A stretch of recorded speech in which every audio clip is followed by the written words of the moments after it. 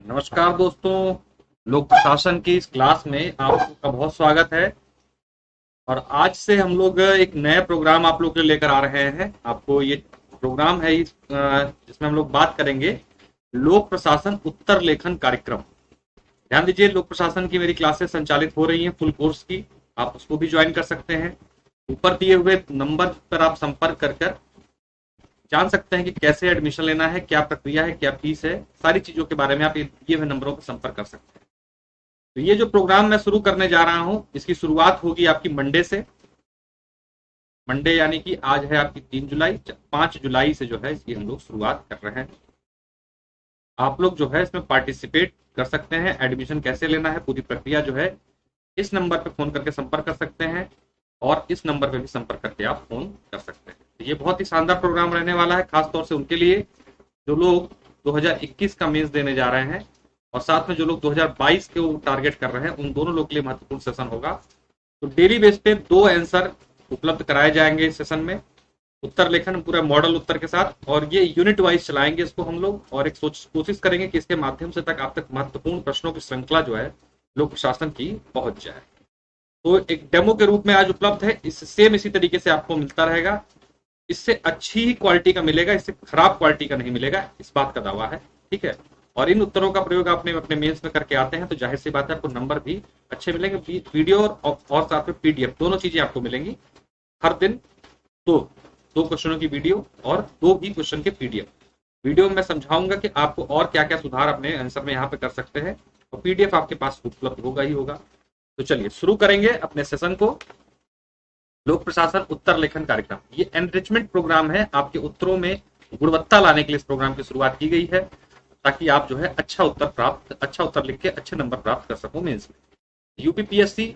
और साथ में अगर आप यूपीएससी में भी अगर तैयारी करते हैं तो वहां पर भी इसका प्रयोग कर सकते हैं, कोई बहुत दिक्कत नहीं आने वाली। लेकिन मेनली फोकस्ड है यूपीपीएससी।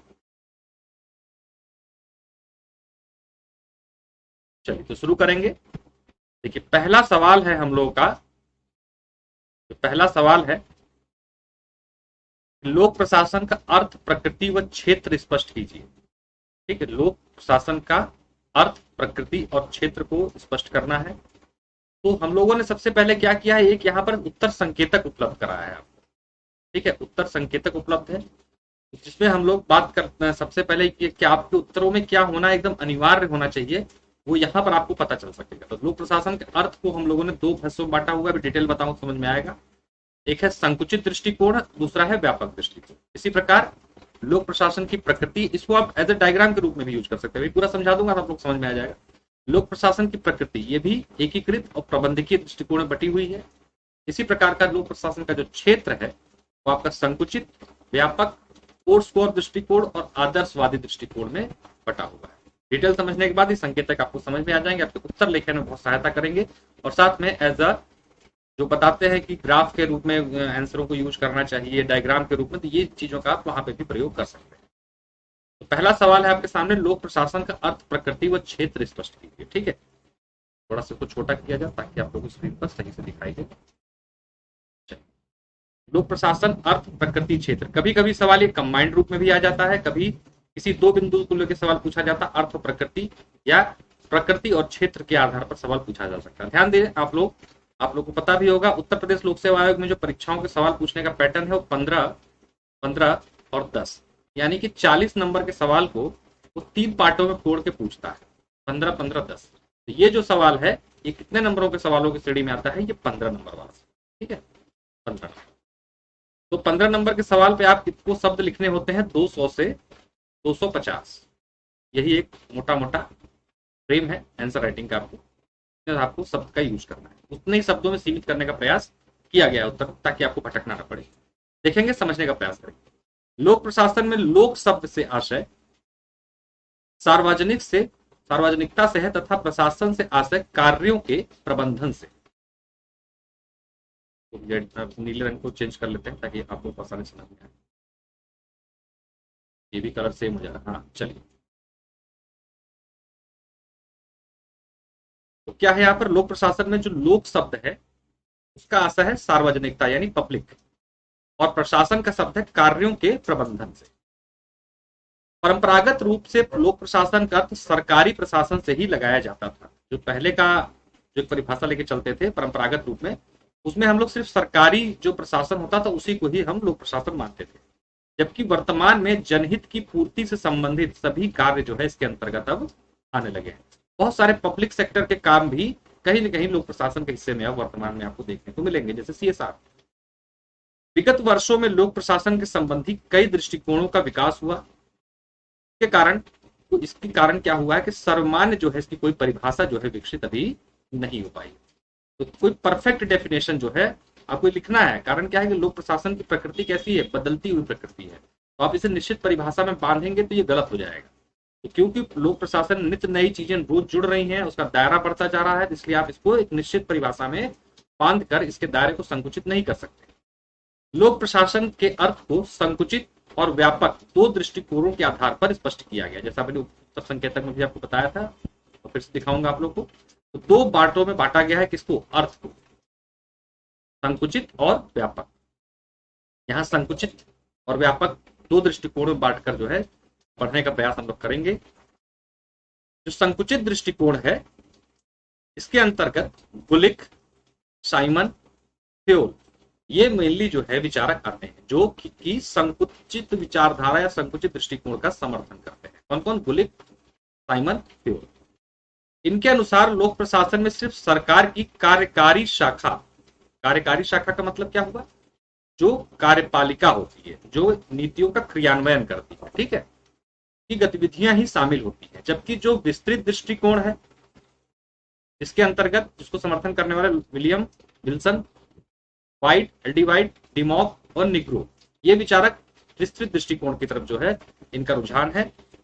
तो जो आपका संकुचित दृष्टिकोण है वो कहता है कि सिर्फ और सिर्फ जो कार्यकारी यानी कार्यपालिका का कार्य है वही सिर्फ और सिर्फ वही जो है लोक प्रशासन वही होता है, उसके अलावा कुछ भी नहीं होता। जबकि जो विस्तृत दृष्टिकोण के विचारक हैं जिसमें विल्सन जो हैं जो लोक प्रशासन के जनक माने जाते हैं, एल.डी. वाइट, डिमॉक, निग्रो, ये लोग कहते हैं कि नहीं, इसके आगे भी लोक प्रशासन का दायरा आता है। इनके अनुसार लोक प्रशासन सरकार के तीनों शाखाओं, कौन से तीनों शाखाओं, कार्यपालिका, विधायिका और न्यायपालिका की गतिविधियां आती हैं। ये जो कहते हैं विल्सन, वाइट, डिमॉक और निग्रो, ये लोग कहते हैं कि जो शासन की तीनों शाखाएं हैं प्रशासन की, इसको आप कार्यपालिका, विधायिका, न्यायपालिका कहते हैं, उनकी समस्त गतिविधियां जो होती हैं वो लोक प्रशासन के दायरे में आती है। ये दो दृष्टिकोण से आप इसके अर्थ को समझने का प्रयास करिए। विद्वानों ने भी इसी प्रकार से किया। अब जैसा मैं हमेशा बताता आता हूं कि आपको करना क्या है, अपने उत्तर में 2 या 3 डेफिनेशन जितनी भी आपको याद आ जाए जरूर मेंशन कर दें। तो ये परिभाषा संबंधी कुछ डेफिनेशंस हैं, इसमें एक है विल्सन की, एक ग्लैडन की और एक वाल्डो की। आप मेंशन करेंगे, आपको जो याद हो जाए उसको जरूर लिख दीजिए आप। लोक प्रशासन का काम कानून को सविस्तार और सुव्यवस्थित रूप से लागू करना है। जो विल्सन कह रहे हैं कि लोक प्रशासन का जो काम है वो कानून को सविस्तार और सुव्यवस्थित रूप से लागू करना है। कानून लागू करने की प्रत्येक कार्रवाई प्रशासन की ही गतिविधि है। ये परिभाषा किसने दी है, विल्सन। परिभाषा का सवाल है तो आपको परिभाषा डालनी है, तीनों डालिए। आम सवाल में भी आपको कम से कम 2 परिभाषा देनी है, मैं हर सवाल में आपको परिभाषा देके चलूंगा। फिर ग्लैडन कहते हैं कि लोक प्रशासन का सरोकार सरकार के प्रशासन से, वो छोटी सी डेफिनेशन दी है। वाल्डो कहते हैं प्रबंधन की कला और विज्ञान को राज्य के मामलों में जिस रूप में लागू किया जाता है उसे ही लोक प्रशासन कहते हैं। इन तीनों लोगों ने अलग अलग तरीके से परिभाषित किया है। तो ये आपकी हो गई लोक प्रशासन को। आंसर आपको इसी तरीके से लिखना है, पहला आपने बता दिया दृष्टिकोण, फिर आपने 2 परिभाषाएं। चाहे तो आप ये हेडिंग बना सकते हैं परिभाषा, चाहे तो बिना बनाए भी रख सकते हो, आपकी इच्छा की। फिर ये आपका अर्थ स्पष्ट कर दीजिए। अब हम बात करते हैं लोक प्रशासन की प्रकृति। चाहे तो आप यहाँ पर एक छोटी सी हेडिंग दे सकते हैं, यही हेडिंग हो जाएगी आपकी लोक प्रशासन की प्रकृति। हेडिंग भी दे सकते हैं, चाहे तो पैराग्राफ में, ये आपके ऊपर है। हेडिंग दे देंगे तो अच्छा रहेगा, नहीं देंगे तब भी कोई दिक्कत नहीं। अगर सवाल कंबाइंड में पूछा है तो नहीं भी देंगे तब भी चल जाता है, लेकिन चाहे तो आप इसी को हेडिंग बना दीजिए, लोक प्रशासन की प्रकृति। फिर शुरू कर दीजिए यहाँ से कि लोक प्रशासन की प्रकृति के संबंध में भी विद्वानों का जो वक्तव्य है वो समान नहीं है, अलग अलग है। इस संबंध में 2 दृष्टिकोण है, एक है एकीकृत दृष्टिकोण और दूसरा है आपका प्रबंधकीय दृष्टिकोण। ठीक, एकीकृत दृष्टिकोण के तहत निर्धारित लक्ष्यों की प्राप्ति से संबंधित सभी क्रियाओं, इसकी बात हो रही है अभी, एकीकृत, ध्यान दीजिएगा, एकीकृत दृष्टिकोण के तहत निर्धारित लक्ष्यों की प्राप्ति संबंधित सभी क्रियाओं, कौन कौन सभी क्रियाओं, प्रबंधकीय, तकनीकी, लिपिक, यानी कि जो एकीकृत दृष्टिकोण है ये एक तरीके से व्यापक है। ये जो प्रशासन के अंदर के जो प्रबंधकीय कार्य है उसके साथ साथ टेक्निकल और लिपिक वर्क यानी कि जो फाइलिंग वाले वर्क होते हैं, जो बाबू वाले काम होते हैं, उन सबको शामिल करके चलता है, वो शामिल किया जाता है।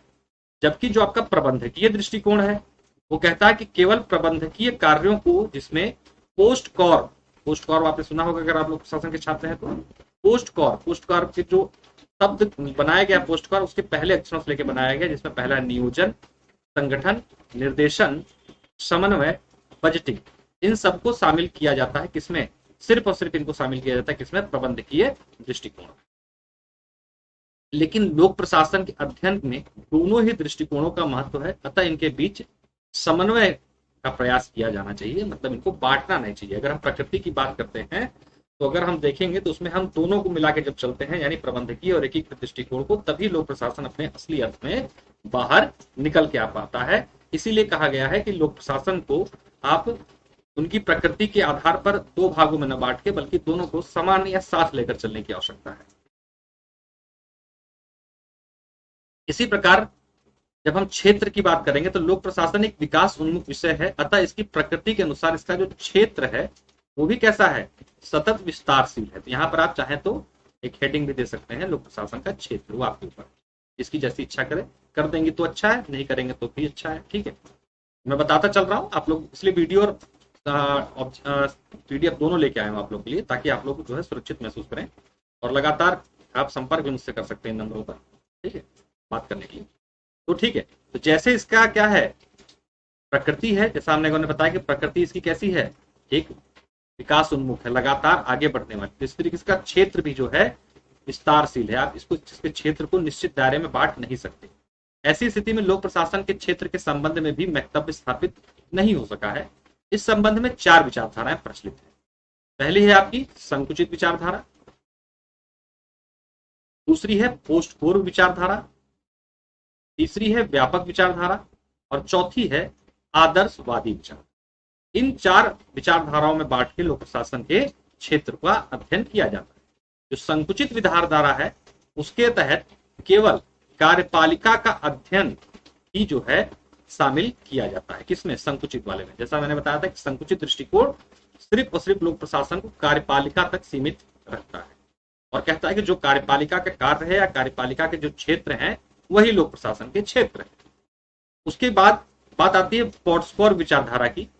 ये कहता है कि केवल प्रशासनिक प्रक्रियाओं के अध्ययन, यानी पोस्टकोर, जो कि प्रबंधकीय विचारधारा का भी एक, जो हम लोगों ने ऊपर देखा भी, प्रबंधकीय विचारधारा भी क्या कहती है, पोस्टकोर पे जोर देती है।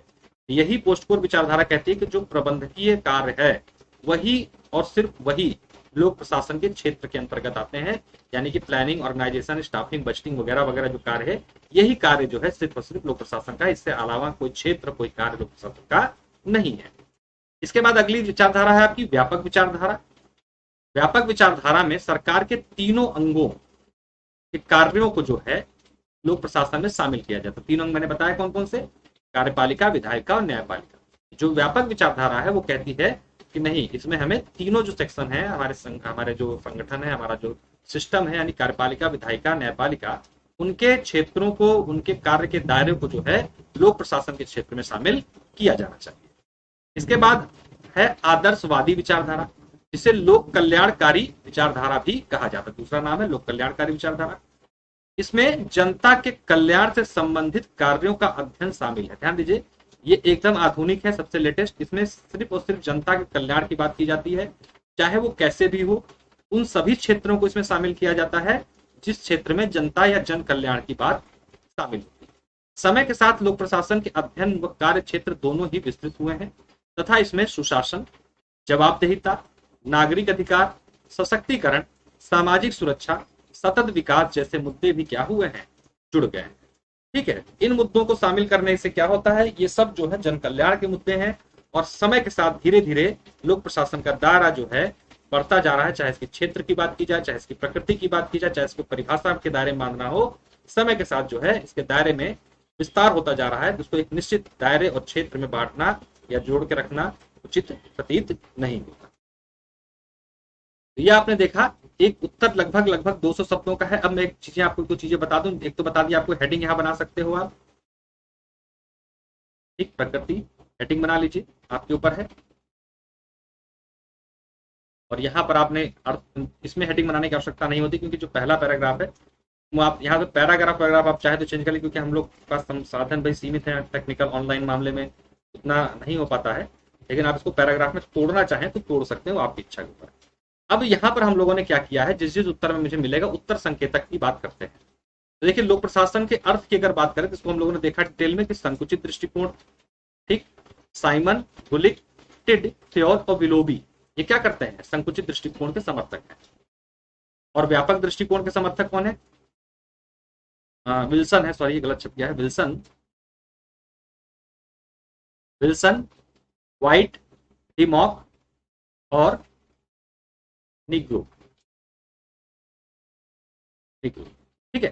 तो ये जो है आपके क्या है, लोक प्रशासन के अर्थ में संकुचित और व्यापक दृष्टिकोण के समर्थक। अब आप क्या कर सकते हैं अपने उत्तर को और बढ़िया बनाने के लिए, आप इसको जो संकेतक मैंने बताया फ्लो चार्ट के रूप में कहीं पर भी सेट कर सकते हैं। यहाँ पर पहले पैराग्राफ के बाद आप चाहें तो इस वाले को, अर्थ वाले सेक्शन को सेट कर दीजिए। आपकी इच्छा है एक साथ सेट कर दीजिए, आपकी इच्छा है अब क्वेश्चन को जो पूछा होगा, हमने यहाँ पे क्वेश्चन बनाया है कि तीनों चीज को मिक्स कर दिया है। अब मान लीजिए क्वेश्चन में क्षेत्र पूछा ही नहीं है, तो आपकी इच्छा आप डालना चाहे ना डालना चाहे, प्रकृति मान लीजिए नहीं पूछी है, अगर पूछ रहा है तो आप इसको फ्लो चार्ट के रूप में यूज करके डाल सकते हैं।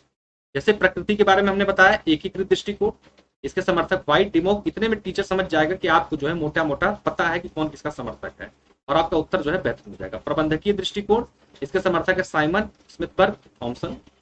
और इसी प्रकार जब हम नीचे आते हैं तो लोक प्रशासन का क्षेत्र है जिसमें संकुचित दृष्टिकोण, व्यापक दृष्टिकोण, पोस्टकोर और आदर्शवादी चार भागों में बटा हुआ था। तो संकुचित के जो समर्थक गुलिक और साइमन है, व्यापक दृष्टिकोण के विल्सन, विलोबी, व्हाइट, पोस्टकोर के गुलिक, पूर्वी, फ्योल और आदर्शवादी दृष्टिकोण के एल डी व्हाइट। इन आप जो है इसको जो मैंने संकेतक दिया हुआ है, आप अपने उत्तर में अपने जो क्वेश्चन एग्जाम में है उसके अनुसार सेट कर सकते हैं। अगर पर्टिकुलर इस क्वेश्चन की बात की जाए तो आपने जो पहला पैराग्राफ लिया उसके बाद आप क्या करें, अर्थ वाला जो है सेक्शन, अर्थ वाला जो ये संकेतक है ऊपर वाला, इसको सेट कर दीजिए। उसके बाद आपने परिभाषा बता दी, ये परिभाषा हो गई। उसके बाद आपने ये पैराग्राफ लिखा, इस पैराग्राफ को बीच में खत्म करने से पहले यहाँ पर जहां ये खत्म हो रहा वहां पर आज के बाद के जो दोनों क्षेत्र हैं आपके, क्या, प्रकृति और प्लस क्षेत्र वाला जो संकेतक है, आप यहाँ पे इसको मेंशन कर सकते हैं। उसके बाद अपना क्षेत्र वाला आपने सेक्शन शुरू कर दिया, लिख दिया पूरा। लिखने के बाद आपने अपना उत्तर को समाप्त कर दिया। ये हो गया एक सवाल। इसी क्रम में आपको सवाल मिलेंगे। दूसरा सवाल आज का है कि लोक प्रशासन एक कला है अथवा विज्ञान, स्पष्ट कीजिए। देखिए ये जो सवाल आता है ये 10 नंबर वाले सवालों की श्रेणी में आता है, टिप्पणी पे आता है सवाल। यहाँ पर पूरा सवाल अमूमन नहीं मिलता है लेकिन आ भी सकता है। मैंने उपलब्ध जो कराया 15 नंबर के आधार पर उपलब्ध करा दिया है आपको, तो आप निश्चिंत रहें। आप चाहेंगे तो उसको 10 नंबर मिल जाएंगे, क्योंकि 10 नंबर का जब सवाल आता है तो आपको 150 के आसपास शब्द जो है उसमें लिखने पड़ता है, ठीक है। क्योंकि समय का प्रबंधन, शब्दों का प्रबंधन बड़ा महत्व देता है मुख्य परीक्षा में अपने ऑप्शनल में। तो लोक प्रशासन एक कला है अथवा विज्ञान है, इस पर बात करेंगे। तो लोक प्रशासन शब्द का प्रयोग दो अर्थों में किया जाता है। प्रथम अर्थ में लोक प्रशासन का अर्थ शासकीय मामलों के संचालन की विधि अथवा प्रक्रिया के रूप में, इसमें शासकीय मामलों के संचालन की विधि अथवा प्रक्रिया के रूप में, तथा द्वितीय अर्थ में यह बौद्धिक अन्वेषण का जो है क्षेत्र माना जाता है। दो अर्थों में जो है लोक प्रशासन का प्रयोग किया जाता है। इस प्रकार जो प्रथम अर्थ में ये क्या है, एक विज्ञान है क्योंकि इसमें प्रक्रिया शामिल है, ठीक है। और द्वितीय अर्थ में क्या है, ये कला है, क्योंकि जब आप किसी चीज को में जितनी बेहतरी प्रस्तुत कर सकते हैं या कितने अच्छे तरीके से उसको प्रेजेंट कर सकते हैं, या उसमें अन्वेषण की जो गुंजाइश होती है, तो यानी उसमें कला के गुण उपलब्ध। तो इसको दो अर्थों में देखा जाता है, एक है विज्ञान, दूसरा है कला। अब देखेंगे क्या ऐसे मुद्दे हैं जो इसको कला बनाते हैं और क्या ऐसे मुद्दे हैं जो इसको विज्ञान बनाते हैं। लोक प्रशासन कला है या विज्ञान, इस विषय पर विद्वानों में मतभेद। ग्लैडन के अनुसार प्रशासन एक ऐसी विशिष्ट क्रिया है जिसमें विशेष ज्ञान और तकनीकी की आवश्यकता होती है। इसका मतलब ग्लैडन क्या कह रहे हैं कि ये क्या है, विज्ञान है। अर्थात बाकी प्रशासन का अर्थ किसी निश्चित उद्देश्य की प्राप्ति हेतु व्यक्तियों के कार्य करवाना, इसे क्रिया प्रधान तत्व है। इसमें वही सफल हो सकता है जो इसे जानता है, अतः प्रशासन एक कला है। सॉरी इन्होंने कला के रूप में कहा, ठीक है। एक विशेष ज्ञान से युक्त व्यक्ति जो इस मामले में माहिर होगा, वो क्या कहता है, वो कहता है कि जो इस मामले में माहिर होगा, उस कला को अगर जान रहा होगा कि कैसे लोगों से कार्य करवाना है, कैसे लोगों से कार्य निकलवाना है, या कैसे किस आदमी को किस कार्य पे सेट करना है, उसके आधार पर ही अगर ऐसा होता है, क्योंकि ये सब चीजें कहाँ होती हैं, आपके प्रशासन में होती हैं, तो ऐसा जहां हो रहा है, अर्थात क्या है, प्रशासन एक कला, ठीक। कुछ डेफिनेशंस यहाँ पर उपलब्ध कराई हैं, आप सारी मत लिखिए, कम से कम 2 या 3 छोटी छोटी, जैसे इसमें ऑर्बिटेड की, एल्डिवाइड की, उर्विक की, इनको आप यहाँ लिख दीजिए। चाहे तो आप चार्ल्स बियर्ड की भी लिख लीजिए, लेकिन थोड़ी बड़ी है, मैं कहूंगा कि छोटी लिखिए जो याद रहे। हाँ, यहाँ पे ध्यान रखना आप लोगों की परिभाषाएं याद हो वही लिखिएगा, ठीक है, ऐसे मतलब बनाइएगा मत, इसलिए छोटी छोटी याद रख लीजिए ताकि आपको एग्जाम में, इसलिए मैंने एक जगह हर क्वेश्चन में कम से कम 2 या 3 परिभाषाएं दूंगा, जो आपको समझ में आए वो आप यूज करना।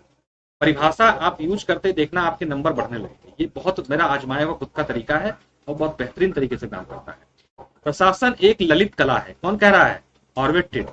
वाइट कहते हैं किसी प्रयोजन या लक्ष्य की प्राप्ति के लिए अनेक व्यक्तियों के निर्देश देना, उनके कार्य और समन्वय और नियंत्रण करना प्रशासन की एक कला है।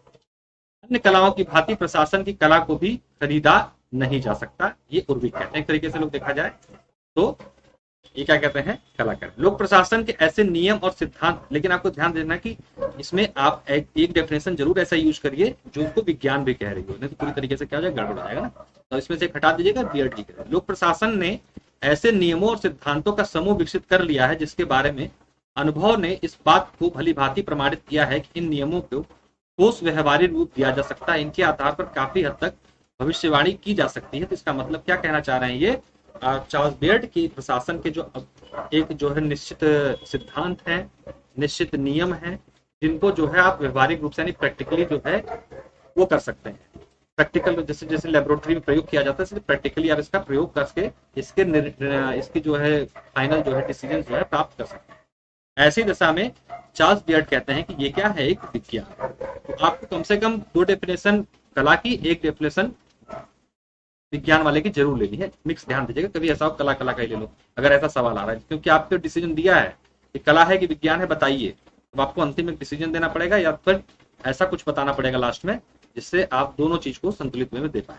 इसके विपरीत लोक प्रशासन को विज्ञान मानने वाले विचारकों का मत है कि क्योंकि लोक प्रशासन एक सुव्यवस्थित ज्ञान और पिछले लगभग 100 सालों में लोक प्रशासन के विभिन्न विचारकों ने लोक प्रशासन संबंधित ज्ञान को क्रमबद्ध व सुव्यवस्थित किया है, अतः क्या है ये, एक विज्ञान है क्योंकि इसके सिद्धांत है। चार्ल्स वर्थ के अनुसार लोक प्रशासन विज्ञान है क्योंकि इसमें निगमनात्मक विश्लेषण है, व्यवस्थित संगठन है, नियोजित नियोजन है और इसके निष्कर्षों में एक निश्चित पद्धति है और इनको प्रयोग में लाया जाता है और बार बार प्रयोग करके एक निश्चित निष्कर्ष प्राप्त किया जा सकता है। ये कौन कह रहा है, चार्ल्स वर्थ। इसके अलावा वैज्ञानिक अध्ययन में अपनाई जाने वाली अनुसंधान, पर्यवेक्षण, परिरक्षण, वर्गीकरण, समन्वय आदि पद्धतियों का प्रयोग भी लोक प्रशासन में किया जाता है। इसके समर्थक विचारकों के अनुसार विज्ञान की भांति लोक प्रशासन में भी सार्वभौमिक सिद्धांत विकसित किए जा सकते हैं। सार्वभौमिक सिद्धांत साइंस में होते हैं, सब विज्ञान में क्या होता है कि कोई भी फिजिक्स का फॉर्मूला होगा तो अमेरिका में भी वैसे ही काम करेगा, इंडिया में भी वैसे ही काम करेगा, ठीक है। चाहे अफ्रीका किसी देश में लिया फिजिक्स के फॉर्मूले लगा दो वही पे काम करेगा। तो विज्ञान के जो फॉर्मूले होते हैं सार्वभौमिक होते हैं हर जगह, जैसे ग्रेविटी का नियम है तो हर जगह यही होगा पूरी पृथ्वी पर, ठीक है। तो इसी तरीके से विज्ञान क्या होता है, यूनिवर्सलिटी प्रदान करता है, सार्वभौमिकता प्रदान करता है। तो उसी प्रकार जो इसके समर्थक हैं लोक प्रशासन को जो विज्ञान कहते हैं वो भी कहते हैं कि इनके जो है इनके भी लोक प्रशासन के भी कई सिद्धांत हैं जिनके आधार पर उनके आधार पर हम क्या कर सकते हैं, लोक प्रशासन के भी सिद्धांतों में एक सार्वभौमिकता का विकास कर सकते हैं भविष्य में। इसीलिए लोक प्रशासन क्या है, एक विज्ञान। निष्कर्ष के रूप में चार्ल्स वर्थ का कथन सही प्रतीत होता है कि लोक प्रशासन विज्ञान भी है और कला भी है। देखिए अब बात आ गई वही पे, आपको निष्कर्ष में एक पक्ष की तरफ नहीं जाना है। क्या है, विज्ञान भी है, कला भी। प्रशासन कला है क्योंकि इसमें उत्तमता, नेतृत्व, उत्साह, उच्च विचारों की आवश्यकता होती है, क्योंकि ऐसी चीजें आपको कला संबंधी विषयों में देखने को मिलेगा।